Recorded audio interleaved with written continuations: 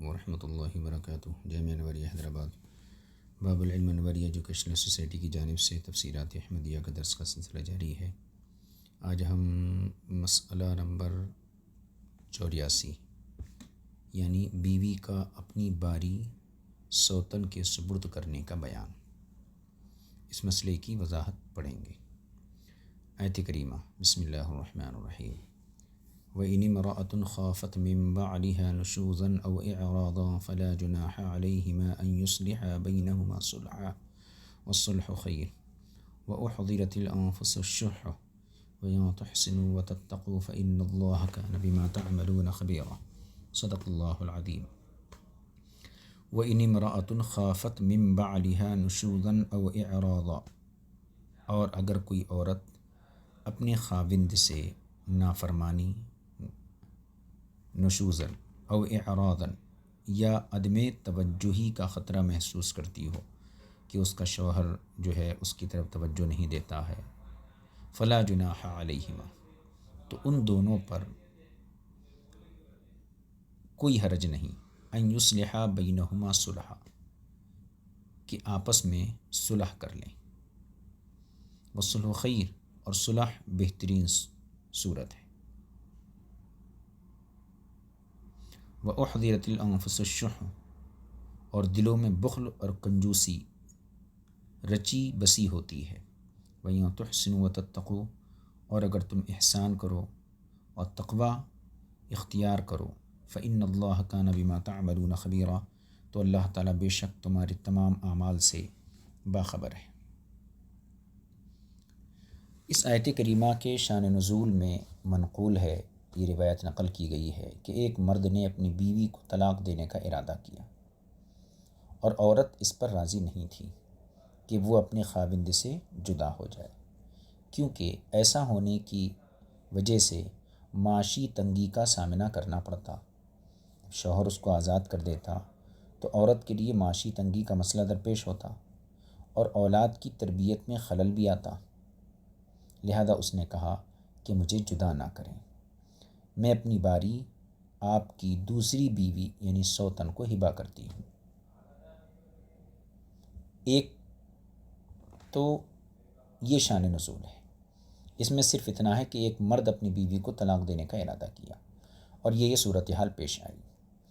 آگے یہ بھی بیان کیا گیا ہے کہ مذکورہ قصہ محمد بن سلمہ کی بیٹی اور اس کے خاوند رافع بن خدیج کا ہے، یعنی یہ واقعہ جو شان نزول میں ذکر کیا گیا ہے یہ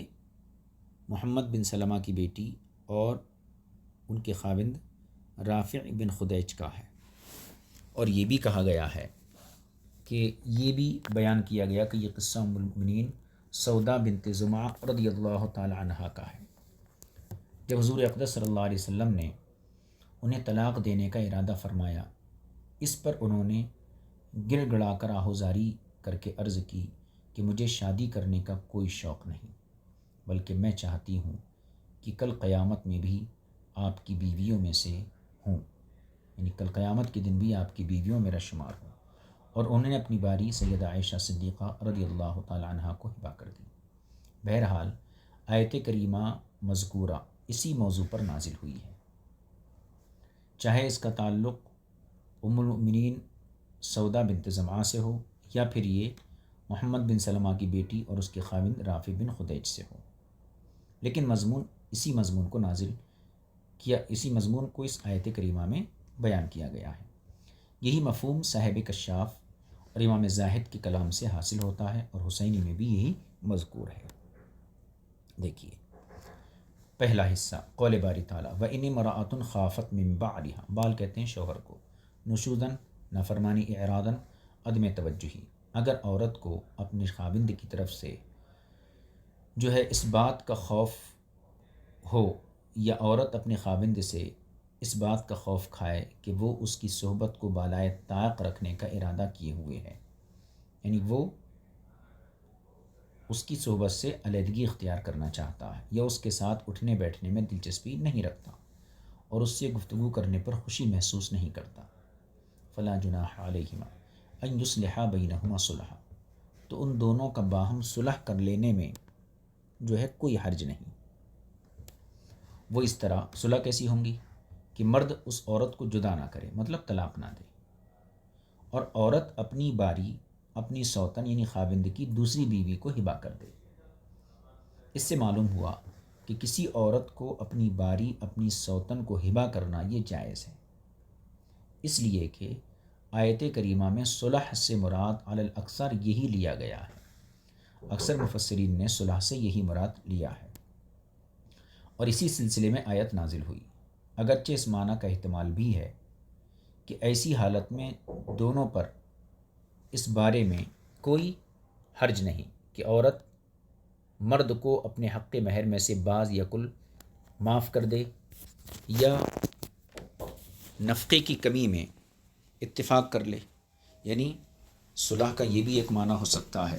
کہ عورت اپنے مہر کا کچھ حصہ یا بعض حصہ معاف کر دے، یا پھر نفقے کی کمی میں تھوڑی کمی پر اتفاق کر لے کہ جہاں 10,000 کا خرچہ وہ لیتی تھی تو اس میں کمی پر اتفاق کر لے، یا اس کی مثل اور باتوں میں صلح کر لیں۔ اسی لیے صاحب ہدایہ اس مسئلے کے در پہ نہیں ہوئے، حالانکہ انہوں نے سیدہ سودا بنت زمعہ رضی اللہ تعالی عنہ کے قصے سے تمسک کیا ہے، جیسا کہ ان کی عادت ہے صاحب ہدایہ۔ آگے دیکھیے، تو اس گفتگو کا خلاصہ یہ ہوا کہ اس آیت میں صلح سے مراد اکثر مفسرین نے یہی لیا ہے کہ عورت اپنی باری کو سوتن کے لیے ہبا کر دے، اگرچہ صلح کے اور بھی کئی احتمال نکلتے ہیں۔ امام زاہد رحمۃ اللہ علیہ نے ذکر کیا کہ آیت کریمہ میں حرج کی نفی عورت سے کی گئی ہے، یعنی فلا جناح علیہما ان یصلحا بینہما صلحا، تو حرج کی نفی عورت سے کی گئی ہے، اگرچہ خاوند پر اس طرح حرج موجود ہے کہ وہ عورت کے حقوق پورے نہ کرتا ہو، کیونکہ حق زوجیت دونوں کے درمیان ہے، بس ان کی باہمی رضامندی سے یہ ساقط ہو گیا، بخلاف زنا کی حرمت اور سود کی ممانعت کے کہ یہ حرمت دونوں یعنی فریقین کی رضامندی سے ساقط نہیں ہوتی۔ یہ سود ہے، اگر فریقین سود دینے لینے پر رضامند ہو جائیں تو ان کی رضامندی سے سود کی حرمت ختم نہیں ہوتی۔ یوں ہی زنا میں زانی اور مزنیہ دونوں اس پر رضامند ہو جائیں اور زنا بالرضا کریں تو زنا کی حرمت بھی ساقط نہیں ہوتی۔ لیکن حرج کی نفی باہم یعنی حرج جو ہے باہم جو ہے رضامندی سے جو حق زوجیت دونوں کے درمیان تھا، یہ باہمی رضامندی سے یہ ساقط ہو گیا۔ دیکھیے آگے، دیکھیے یہاں سے بخلاف زنا کی حرمت اور سود کی ممانعت کی کہ یہ حرمت دونوں یعنی فریقین کی رضامندی سے ساقط نہیں ہوتی، اور ان میاں بیوی کے درمیان صلح کی تفسیر یہ کی گئی ہے کہ امر و نہی کی سپردگی، گھروں کی ترتیب اور نفقہ اور لباس کی تدبیر عمر رسیدہ بیوی کے سپرد کی جائے، اور لذت عیش، مباشرت، ملاعبت یعنی پیار بھری جو ہے باتیں وغیرہ یہ نوجوان بیوی کے ساتھ ہوں۔ یہ صلح کی ایک صورت ہے، اس کی تفسیر کی گئی ہے صلح سے۔ آگے فرماتے ہیں قول باری تعالیٰ یصلحا، کوفی قرہ کی قرأت میں باب افعال سے ہے۔ اس صورت میں ان یصلحا بینہما صلحا، صلحا یہ مفعول بہ ہونے کی بنا پر منصوب ہوگا، اور ان دونوں کے درمیان ظرف یا حال ہوگا، یا اس کی نصب یعنی اس کا منصوب پڑھنا باعتبار مصدریت ہے، یعنی صلحن کو آپ ان یصلحا کا مفعول مطلق مان لیجیے،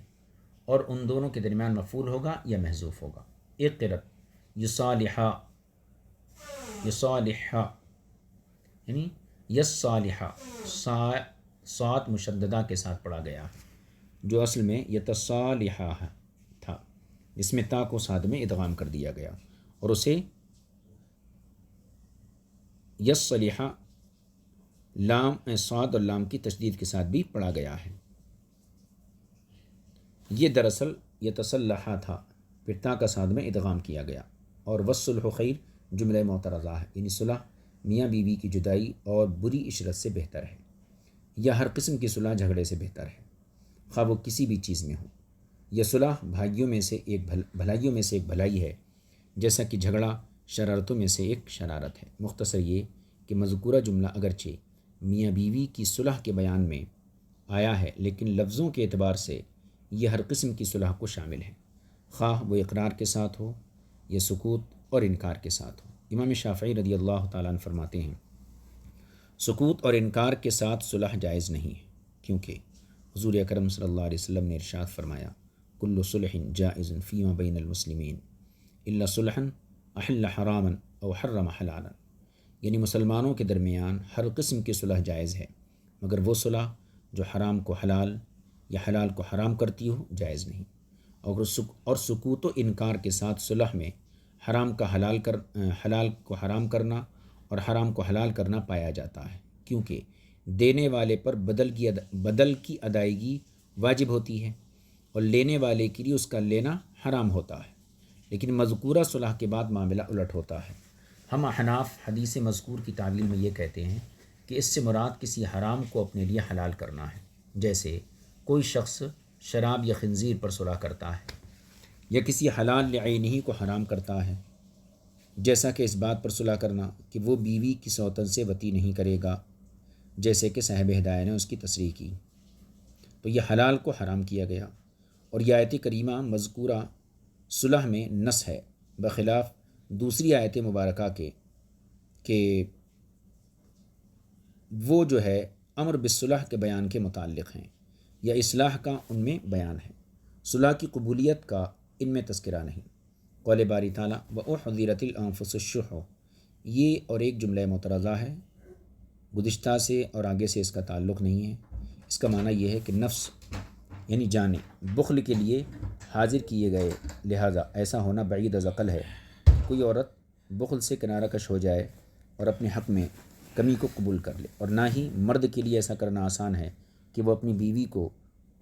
بیوی کو زوجیت میں بھی رہنے دے اور اس کے حقوق بھی پورا کرتا رہے، جبکہ وہ اسے پسند نہیں کرتا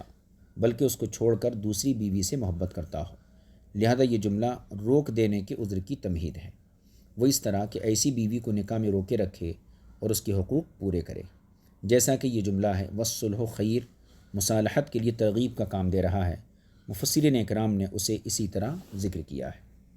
آگے قول باری تعالیٰ وَإِن تُحْسِنُوا وَتَتَّقُوا کا معنی یہ ہے اگر تم بیویوں کے ساتھ زندگی بسر کرنے میں احسان سے کام لیتے ہو اور نافرمانی اور کنارہ کشی سے بچتے ہو تو بے شک اللہ تعالیٰ تمہارے تمام کاموں سے باخبر ہے، لہذا وہ تمہارے اچھے برے اعمال پر تمہیں ان کی جزا عطا کرے گا۔ تفسیر مدارک اور کشاف میں ہے کہ عمران خارجی ایک شخص تھا جو انسانوں میں سے انتہائی مذمت کے قابل تھا، اور اس کی بیوی انتہائی خوبصورت عورت تھی۔ اس کی بیوی نے اس کی طرف دیکھا اور کہا الحمدللہ علی انی و ایاک من اہل الجنہ، اللہ کا شکر ہے جس نے مجھے اور تجھے جنتی بنایا۔ یہ سن کر وہ بولا یہ کیوں کر تم نے کہا؟ عورت نے جواب دیا یہ اس طرح کہا کہ تجھ جیسے مرد کو مجھ جیسی بیوی ملی جس پر تو نے رب کا شکر ادا کیا، اور مجھ جیسی عورت کو تجھ جیسا خاوند ملا جس پر میں نے شکر ادا کیا، اور جنت کا شکر اور صبر کرنے والوں سے وعدہ کیا گیا ہے۔ یہ مسئلہ یہاں مکمل ہوا 84، اور اس کے بعد جو ہے 85 نمبر مسئلہ اس کو انشاءاللہ آئندہ نشست میں آپ کی خدمت میں پیش کیا جائے گا۔ صلی اللہ علیہ نبی الکریم وآلہ وصحبہ اجمعین والحمد للہ رب العالمین۔ السلام علیکم ورحمۃ اللہ وبرکاتہ۔